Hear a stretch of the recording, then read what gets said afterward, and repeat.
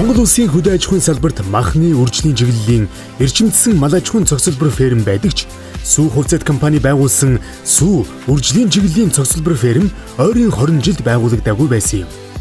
Сүүний ийм эрчимдсэн мал аж ахуйн цогцлбортой болсноор Сүү хувьцаат компани өмнө нь сая гаруй хүн амтай Улаанбаатар хотын нийт хэрэглэгчдийн шингэн сүүний 80% хангадаг байсан бол ферм ашиглалтанд орсноор нийслэлчүүдийг өвөл зуны турш өндөр чанартай шингэн сүүгээр тасралтгүй хангах боломжтой болох юм.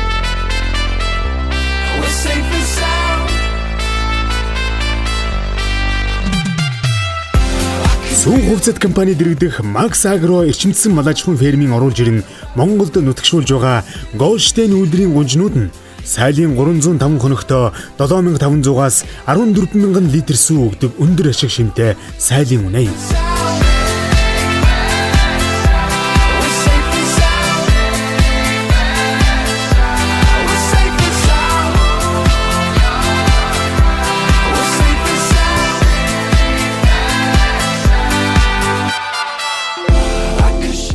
Өнөөдөр энэ эрчимдсэн мал аж ахуйн фермийг Сүү компани нээснээр дотоодоо бүрэн хангах, цаашлаад экспортод гаргах эхлэл тавигдж байгаа гэж ойлгож байгаа.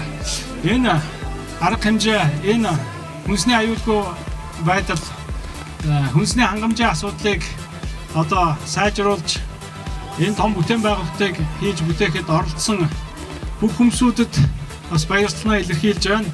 За ингээд өнөөдрийн энэ эрчимдсэн мал аж ахуйн ферм Монголд олон болох бах.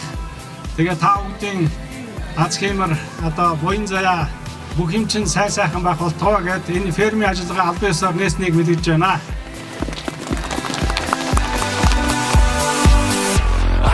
Монгол хүмүүний ариун тасгын дээр жойчдгаа.